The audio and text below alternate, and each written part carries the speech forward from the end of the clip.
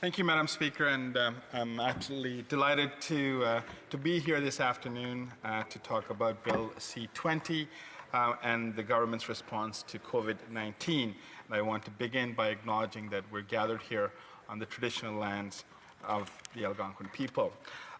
Before I go on, Madam Speaker, I want to take a moment because as usual, we never meet in July, and this is a very important week for me personally and the entire Tamil community. So I want to just take a moment to acknowledge the horrific events of Black July that started on the evening of July 22nd, 1983, where armed mobs who were armed with the electoral list of Tamil homes went door to door in Colombo, Sri Lanka, and beat and killed over 3,000 Tamils and looted their homes and businesses.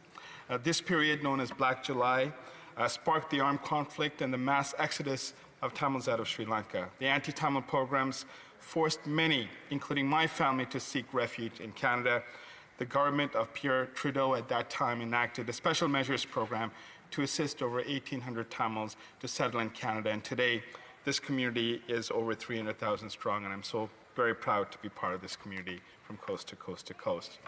And with that, I want to take a moment to reflect on the most vulnerable in our society, and particularly as a result of COVID-19.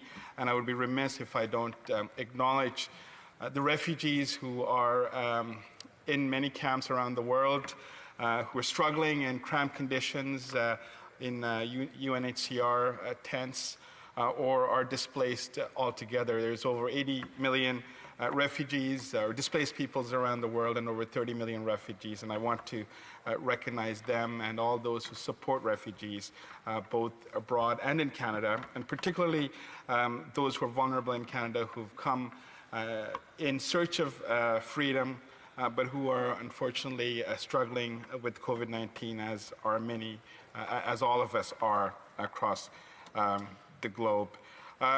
This pandemic has had a very profound effect on all of us, but none more than our seniors. And I want to just talk about long-term care homes in my province of Ontario, but also locally at the Altamont Care Home in Scarborough Rouge Park. We lost 52 residents to COVID-19 and one staff member. So we've lost 53 people as a result of COVID-19. This is just in one home. There are 4 other homes, including Orchard Villa in Pickering Uxbridge, Holland Christian Grace Manor in Brampton South, Hawthorne Place Care Centre in Humber River Black Creek, Eatonville Care Home in Etobicoke Centre. And all 5 MPs who correspond to these homes have written to both Premier Doug Ford as well as the Prime Minister. Of the Premier, we're asking for him to initiate public inquiry similar to that of IPRWASH, to make sure that we don't make the mistakes that we made in long-term care homes. Some 80% of deaths associated to COVID-19 pandemic is a result of people who are living in long-term care homes. These are our seniors. And it is a national shame, Madam Speaker, and I would say that we have failed our seniors, those who are in long-term care homes. And I'm saddened to stand here today to even talk about it. But the report from the Canadian Armed Forces, who were deployed to these 5 care homes, really does shed a light on what we need to do. And I want to emphasize and ask the Premier of Ontario to make sure that we do right and we get to the bottom of this. Equally, Madam Speaker, the 5 colleagues, including myself, we wrote to the Prime Minister seeking national standards for long-term care homes. And I realize that there are challenges in terms of jurisdiction. As a federal government, we are not directly responsible for long-term care homes. Nevertheless, as a government that is responsible for Canadians, to Canadians, it would be incumbent upon us to take some leadership and make sure that we have national standards of care for all of those who are in long-term care homes. As a government, we regulate everything from plastic bags to toothpaste to all kinds of consumer products. And for the life of me, it's hard to imagine why we can't have some form of minimum standards set for long-term care homes. I think it's long overdue, and I believe that conversation needs to take place. And I look forward to working with the government as well as our friends across the aisle to ensure that this does not happen again. I also want to note that the government just recently announced $19 billion towards a Safe Restart program, and this is part of our government's response to COVID-19. And this $19 billion will go in part towards supporting long-term care homes, especially the deficiencies that are outlined in the report by the Canadian Armed Forces. So we're hopeful that the immediate response in case there's a second or third wave will be mitigated by the additional financial support that our government is giving to the provinces, and in turn that should filter in towards long-term care homes. Madam Speaker, I'm also want to address another issue that's been quite troubling to me, and that is the issue of systemic racism. I know I've spoken about this many times in this House and with many of my colleagues, including colleagues across the aisle. And I want to acknowledge that a couple of weeks ago, many of us got together and wrote a letter that was signed by many members, led by our member for Hull Aylmer, and of course supported by people like my friend from Hamilton Centre, where we highlighted the need for the government to address the issues of systemic racism. One thing that COVID-19 has shown us is that there is a racialized impact of COVID-19, whether it's people who are working in the front lines as workers at hospitals, or those who are working as cashiers or working in other restaurant industry, for example, are racialized people, and there is a significant impact of COVID-19 towards racialized people. It is in places like the United States and England, we have specific numbers that speak to this racial divide. But in Canada, we don't keep those type of statistics, and I believe that that's one of the things that we really need to do, is gather that information and to make sure that we connect the dots between race, between poverty, between health services, and I hope that this is an opportunity for us to learn and again mitigate in terms of the second wave. But with respect to overall systemic racism, it's very clear that racism affects many people, and it affects them differently. Anti-Black racism is profound in our history. It continues. It's the social results are very obvious. The numbers kind of speak for themselves, whether it is with respect to the social determinants of health, or towards issues of incarceration, or issues of education streaming. There is a profound impact on Canada's Black community, as well as Indigenous peoples who have, since Confederation, have been rendered to be second-class citizens in all aspects. Of course, this conversation was sparked by the tragic killing of George Floyd at the hands of the Minneapolis police. But of course, in Canada, we've seen our share of these tragedies, including the brutal attack on Chief Alan Adam at the hands of the RCMP, and the death of Chantal Moore. And we've seen the calls for all governments of all levels, to reimagine what policing looks like, reimagine how the interaction between police and individuals are, especially those who may have mental health issues, especially those in racialized communities. And I think that moment is now for us to seize and to ensure that we address the systemic issues that have led to these devastating results. And I hope, again, we will be able to work collaboratively to advance these issues in the months to come. Madam Speaker, support for Canadians with disabilities is something that our government's been trying to do from the beginning. There's been a number of measures we've put in to support all Canadians, and I'll speak to that at the end.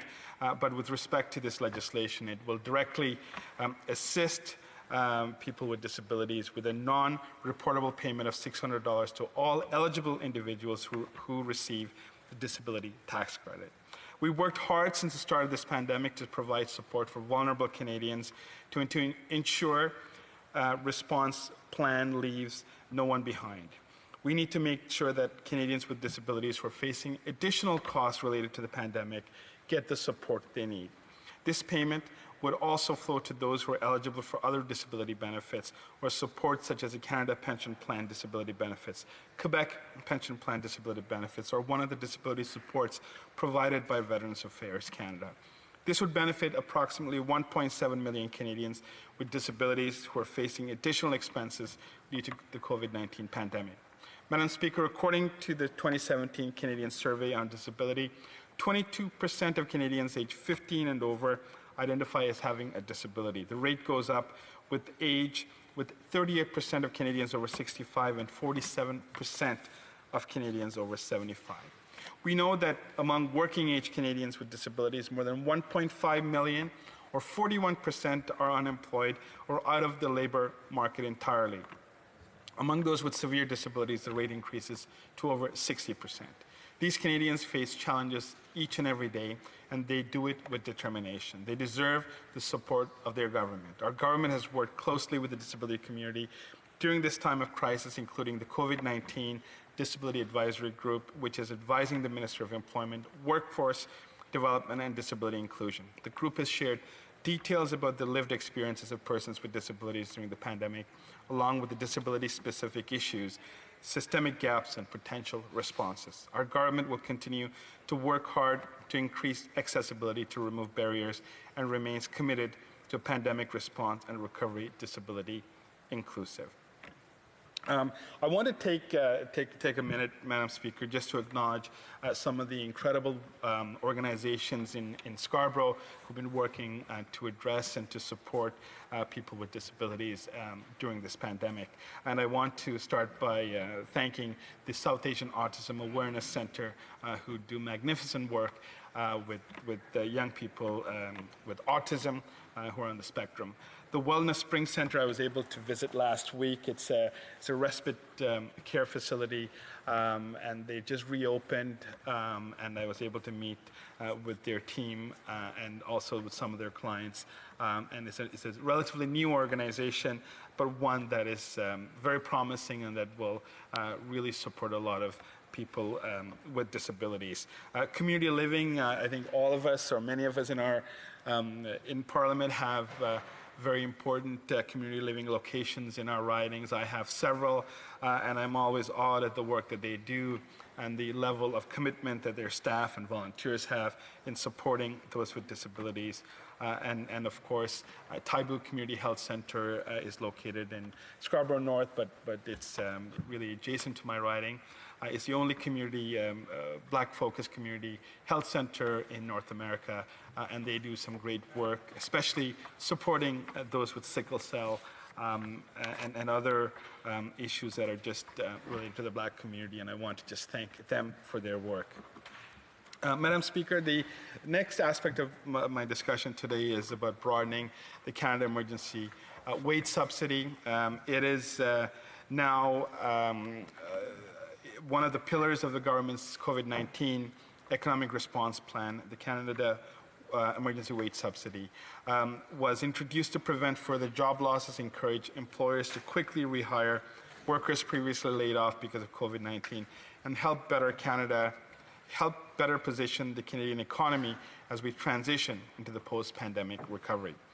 The Canada Emergency Wage Subsidy can continue to protect jobs by helping businesses keep employees on payroll and encourage employers to rehire workers previously laid off. And we're already seeing the numbers in terms of the employment numbers go lower because people are being rehired. It offers more flexibility to employers so that large number of them can benefit from the subsidy. Employers of all sizes and in all sectors of the economy may be eligible. Since we first launched this program this spring, about 3 million Canadian employees have had their jobs supported through the Canada Emergency Wage Subsidy, and that number continues to grow. To help support these Canadians, our bill would redesign the Canada Emergency Wage Subsidy to tailor it to the needs of more businesses. This bill will extend the program to the end of 2020 with the intent to provide further support into the end of the year. The wage subsidy would be made more accessible by making the base subsidy available to all eligible employees that are experiencing any decline in revenues. This will allow businesses, big and large, that have been struggling throughout this pandemic to get access to the support for the first time and to help more Canadian workers get support as a result. This will remove any barriers to growth that firms currently using the Canada Emergency Wage Subsidy program. By removing the threshold for support, they will know that they have support as they work to grow, invest, and rehire workers. Our government is also proposing to introduce a top-up subsidy for eligible employers that have been most adversely affected by the COVID-19 crisis. The redesigned wage subsidy would help position employers and workers for a strong rebound in the post-pandemic recovery. And I just want to talk about this program in relation to my experience with the 2008 financial crisis. At that time, I just opened a law firm a couple of years earlier. I had about a dozen staff.